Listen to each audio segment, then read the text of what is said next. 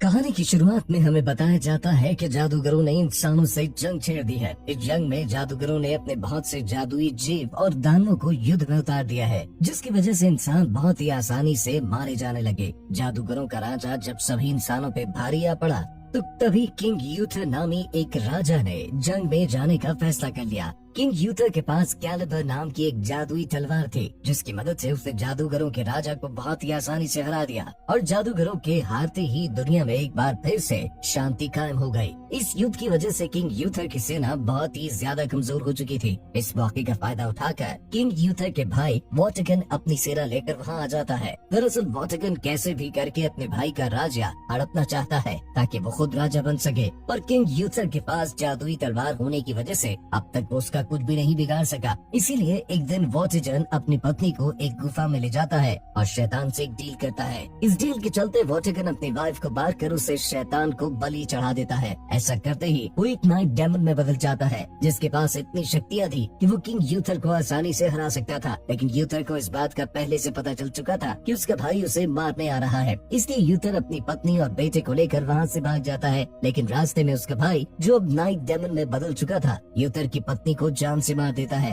और उसके बाद यूथर अपने बेटे को एक नाव में बिठाकर दूर भेज देता है, जिसके बाद वो अपनी कैलिबर तलवार लेकर नाइट डेमन से फाइट करने लगता है। इसी के साथ ये सीन यहाँ से कट होकर कुछ सालों बाद का समय दिखाया जाता है, जहाँ हमें ये पता चलता है कि किंग यूथर को डेमन नाइट ने मार दिया था, मगर उसका बेटा नदी में बहते हुए एक महिला को मिल जाता है, जिन्होंने उसे ऑर्फन हाउस भेज दिया था। दूसरी तरफ वॉटिकन ने खुद को नया राजा बना लिया था और उसके राज्य के लोग उससे बहुत ज्यादा डरा करते थे, क्योंकि वॉटिकन एक बुरा राजा था। वहीं उसने उस टावर का रिकंस्ट्रक्शन भी शुरू करवा दिया होता है, जिसकी मदद से जादूगरों को शक्तियाँ मिला करती थी और इंसान को ये डर था कि अगर ये टावर बन के तैयार हो गया तो जादूगरों को उनकी शक्तियाँ वापस मिल जाएंगी और ऐसा होते ही इंसानों और जादूगरों के बीच फिर से युद्ध शुरू हो सकता है। लेकिन वॉटिकन को इस बात का कोई डर नहीं होता। इंसानों और जादूगरों में दोबारा से जंग शुरू हो सकती है, क्योंकि वो खुद भी जादूगरों के साथ काफी सालों तक रहा था, इसलिए उसे भी छोटा मोटा जादू करना आता था। वॉटिकन उस टावर को दोबारा से बनवा कर उसकी जादुई शक्तियों को हासिल करके दुनिया का सबसे शक्तिशाली इंसान बनने का सपना देख रहा होता है।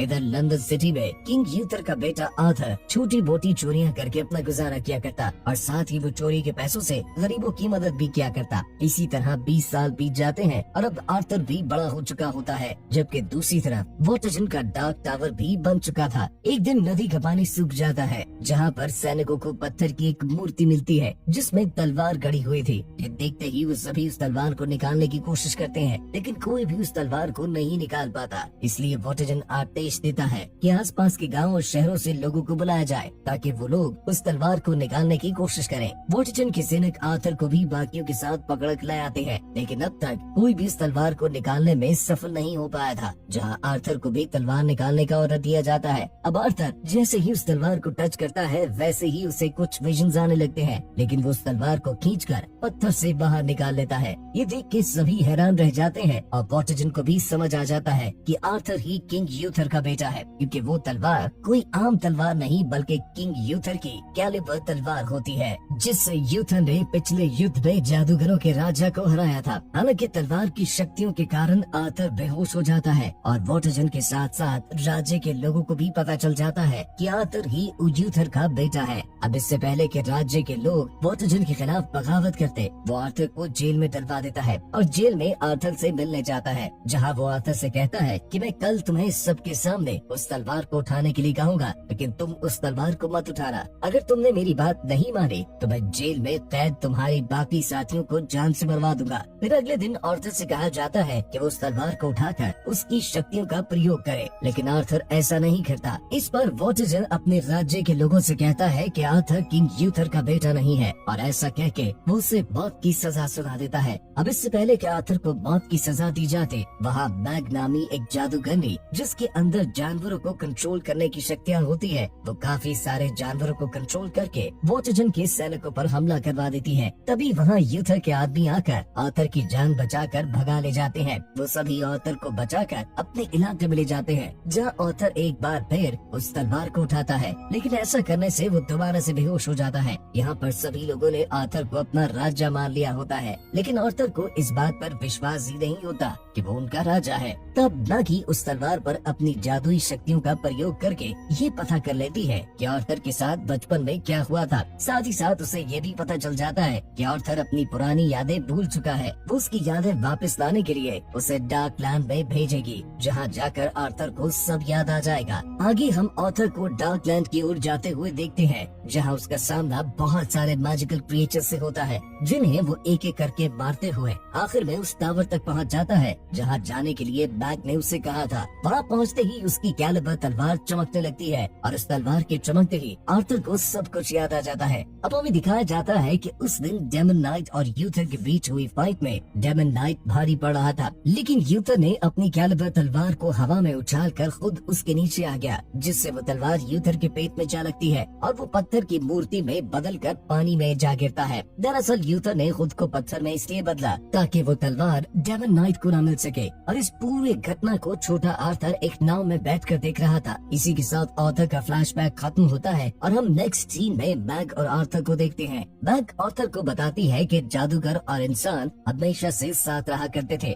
लेकिन वॉटसन ने जादूगरों के राजा को इंसानों के खिलाफ भड़काकर युद्ध शुरू करवा दिया, क्योंकि वॉटसन खुद अपने भाई की जगह राजा बनना चाहता था। तब जादूगरों के राजा ने उस टावर की शक्तियों को अनलॉक करके इंसानों के खिलाफ हुए सभी युद्ध को जीत लिया, लेकिन आखिर में किंग यूथर ने उस जादूगर को हरा के उसके डार्क टावर को ही नष्ट कर दिया, क्योंकि उसकी काली शक्तियाँ उसी डार्क टावर से आती थीं। और साथ ही किंग यूथर ने अपनी कैलिबर तलवार को अपने खून से जोड़ दिया, यानी अब वो तलवार उसके ही वंशज के लोग कंट्रोल कर पाएंगे। जैसे किंग यूथर के बाद आर्थर ही उस तलवार को इस्तेमाल कर पाएगा, और उसके बाद आर्थर का बेटा। मैग आगे बताती है कि वॉटसन उस डार्क टावर को और भी ज्यादा ऊंचा करवा रहा है, और वो टावर जितना ज्यादा ऊंचा होगा वॉटसन की शक्तियाँ भी उतनी ही ज्यादा बढ़ती जाएंगी। इसीलिए हमें वॉटसन को रोकना होगा, वरना बाद में उसे कैलिबर तलवार से भी नहीं रोका जा सकेगा। जिसके बाद आर्थर और उसके साथी ब्रिटेन देश के एक पावरफुल फैमिली के लोगों से मिलते हैं, जिनके पास बहुत सारे पैसे, हथियार और एक मजबूत आर्मी भी थी। यहाँ आर्थर उन्हें समझाता है कि वो किंग यूथर का बेटा है, जो इस राज्य का असली वारिस है। ये सुनकर वो परिवार भी आर्थर का साथ देने के लिए तैयार हो जाता है, और अब उनका सबसे पहला मिशन डार्क टावर को कंप्लीट होने से रोकना है, जिसके लिए वो लोग एक शिप को पूरी तरह से बर्बाद कर देते हैं, क्योंकि उसी शिप में डार्क टावर को बनाने का रॉ मटेरियल ले जाया जा रहा था। साथ ही वो लोग वॉटसन के कासल में भी आग लगा देते हैं। इस सब के बाद वॉटसन को मारने की प्लानिंग में लग जाते हैं, लेकिन वॉटसन को उनके प्लान का पता चल जाता है, इसीलिए वो अपना एक बहरूपिया तैयार करता है, जिससे आर्थर का एक साथी तीर चलाकर जान से मार देता है। अब उसके मरते ही वॉटसन के सैनिकों को आर्थर के साथियों की लोकेशन का पता चल जाता है कि आखिर वो लोग कहाँ छुपे हुए हैं, जिसके बाद वो लोग मैग को भी पकड़ लेते हैं। आर्थर अपने साथियों को मुसीबत में फंसा देखकर अपनी कैलिबर तलवार को उठा लेता है, और फिर वो उसके एक ही वार से वॉटसन के सभी सैनिकों को मार गिराता है। ये देखकर हम समझ पाते हैं कि उसकी तलवार में अनलिमिटेड पावर्स है। हालांकि इतने सारे लोगों को मारने के बाद आर्थर को बहुत बुरा फील होता है, क्योंकि वो सैनिक तो सिर्फ अपने राजा के ऑर्डर को फॉलो कर रहे थे और उनकी आर्थर से कोई पर्सनल दुश्मनी नहीं थी। इसी सब में वॉटसन भी उसके एक साथी को जान से मार देता है, जिसके बाद आर्थर अपने बाकी साथियों को एक नाव में बिठाकर दूर चला जाता है। वो आगे जाकर अपनी तलवार को नदी में फेंक देता है। तभी गुडेस ऑफ रिवर नदी में आर्थर की तलवार को पकड़कर आर्थर को भी नदी में खींच लेती है। यहाँ वो आर्थर को भविष्य के विजन्स दिखाती है कि हर तरफ तबाही का मंजर है। इस विजन्स को दिखाने के बाद गुडेस ऑफ रिवर उससे कहती है, अगर तुमने वॉटसन को नहीं हराया तो भविष्य की दुनिया का यही हाल होगा, इसलिए तुम एक सच्चे वॉरियर की तरह वॉटसन से युद्ध करो और उसे हराकर दुनिया में शांति कायम करो। ये सुनकर आर्थर दोबारा से अपनी तलवार उठाता है और युद्ध के लिए तैयार हो जाता है, जहाँ उसके साथी बताते हैं कि राज्य की जनता अब भी तुम्हें ही अपना राजा मानती है। पर उसी समय वॉटसन की आर्मी का एक कमांडर आर्थर को बताता है कि मैग अब भी वॉटसन के कब्जे में है, जिसे छोड़ने के बदले वॉटसन ने तुम्हारी तलवार मांगी है। तब आर्थर मैग को बचाने के लिए अपनी कैलिबर तलवार वॉटसन के कमांडर को दे देता है, जिस पर मैग को छोड़ दिया जाता है। इसीलिए अब मैग वापस आती है और आर्थर के ऊपर एक प्रोटेक्टिव स्पेल करती है, ताकि मैग के द्वारा कंट्रोल किए हुए एनिमल्स उससे कोई नुकसान न पहुंचाए। जिसके बाद आर्थर वॉटसन के कैसल में उसका सामना करने जाता है, जहाँ वॉटसन को पूरा भरोसा था कि वो अपनी तलवार के बिना उसका कुछ नहीं बिगाड़ सकता। उल्टा वो आर्थर को उसकी ही तलवार से मारने की कोशिश करता है, और उसी समय मैग अपने जानवरों, पक्षियों और विशाल के सांपों को कैसल में भेज देती है, जो वहाँ जाते ही वॉटसन पर हमला कर देते हैं। तब वॉटजिन कैलिबर तलवार से एक सांप के ऊपर वार करता है, जिससे वो तलवार एक प्लेयर में फंस जाता है और अब उस तलवार को सिर्फ ऑर्थर ही निकाल सकता था। वहाँ दूसरी तरफ बैग के विशाल सांप और ऑर्थर के बाकी साथी कैसल में हर तरफ तबाही मचाने लगते हैं। ये देखकर वॉटजिन समझ जाता है कि वो उनका सामना नहीं कर सकता, इसीलिए वो पिछली बार की तरह अपनी दूसरी पत्नी को भी मार देता है और दोबारा से डेमन नाइट में बदल जाता है। इसके कुछ देर बाद ऑर्थर भी कैलिबर तलवार को पिलर से निकालकर और वॉटजिन के साथियों को मारते हुए आखिर में डेमन नाइट से फाइट करने लगता है। इस फाइट में डेमन नाइट, जो ऑर्थर पर भारी पड़ रहा था, उसे कहता है कि swords belong to me, और यही बात उसे अपने भाई यूथस से भी कही थी। ये सुनकर ऑर्थर को बहुत ज्यादा गुस्सा आता है और वो गुस्से में डेमन नाइट पर एक के बाद एक कई बार वार करता है, लेकिन वो अब भी डेमन नाइट को नहीं हरा पाता। तब उसे समझ आता है कि अगर वो इस तलवार की शक्तियों का फुल यूज करना चाहता है तो उसे शांत रहना होगा। फिर वो अपने गुस्से को शांत करके डेमन नाइट पर वार करता है, जिससे आखिरकार वो उसे मार के उसकी असली फॉर्म यानी वॉटजिन के रूप में ले आता है, जहाँ घायल होने की वजह से वॉटजिन मारा जाता है। वॉटजिन के बढ़ते ही डार्क टावर भी डिस्ट्रॉय हो जाता है, यानी अब उनके राज्य में फिर से शांति लौट आई है। इस कहानी के लास्ट सीन में हमें दिखाया जाता है कि ऑर्थर को उस राज्य का राजा बना दिया गया है और इसी के साथ ये कहानी यहीं एंड हो जाती है।